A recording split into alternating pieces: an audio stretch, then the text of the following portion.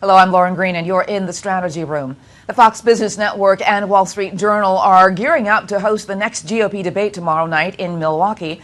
Fox Business anchors Sandra Smith, Trish Reagan, and Wall Street Journal's Washington bureau chief Gerald Seib will moderate the first round at 7 p.m. Eastern Time. It will feature the candidates with low poll numbers, including New Jersey Governor Chris Christie and former Arkansas Governor Mike Huckabee. Now, the primetime debate at 9 p.m. Eastern Time will be moderated by Fox Business anchors Neil Cavuto, Maria Bartiromo, and Wall Street Journal editor-in-chief Gerald Baker. So who will sink and who will shine, or swim, I guess?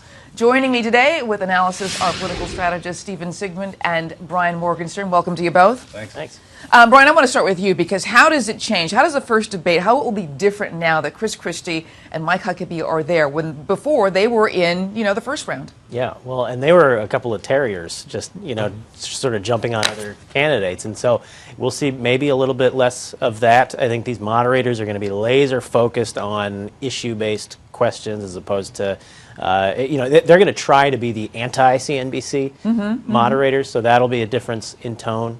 That's something to look for. Donald Trump's poll numbers on the economy have been through the roof, which to me says that the pressure's on him tonight because he's up against some candidates, including sitting U.S. senators with big, smart staffs that advise them on the economy. So they have some chops here, and they can keep up with him. And I think that sort of expectation situation, I think, will be very interesting to see how it plays out. And Stephen, how do you think it'll be different? I mean, the undercard as well as the primetime audience. I don't think it will be different, except for I think the questioners, as Brian said, are going to be very focused on substantive questions and making sure that the candidates answer the questions, because these candidates amazingly have been spending their time whining about getting too hard questions when they are trying to be the leader of the free world. I mean, these are a bunch of candidates who go around saying that Barack Obama is too soft on Vladimir Putin. They can't even take tough questions from CNBC. So, look, but I don't think the substance of it is going to be very different. I think Brian's point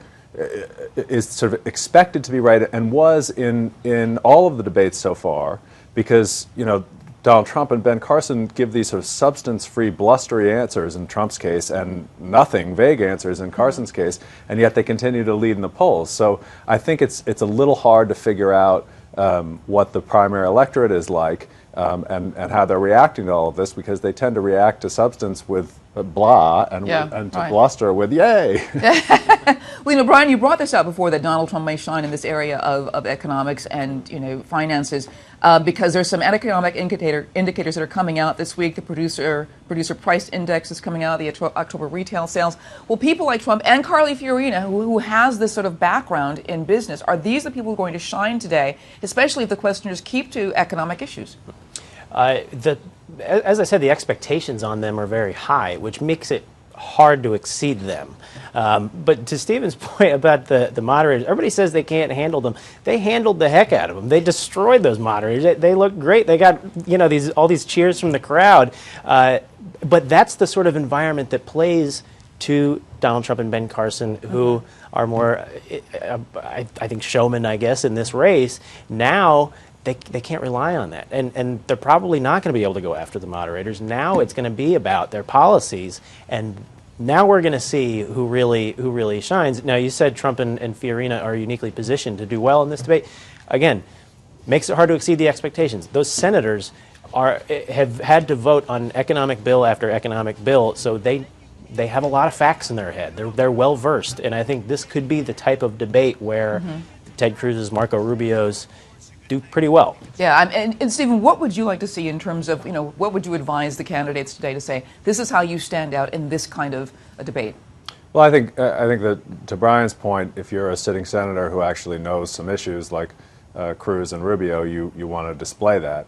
What I would say to the leading candidates is you got to continue to cover the fact that you actually don't know anything with your bluster. I mean, the real problem all these candidates have, frankly, and I think these moderators will do a good job of pulling this out of them, is every economist across the country has given thumbs down to their economic plans and said they're going to blow $1 trillion holes in the budget. Yeah.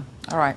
I don't really agree with that one because But a number of the conservative think tanks have come out with very strong support for both Rubio's and Bush's in particular. So there's some merit. all right, we'll soon see. Thank you very much, Brian and Stephen, for being here. Thanks. Thanks. And you can check out foxnews.com for more on Tuesday's GOP debate. I'm Lauren Green, and thanks for watching.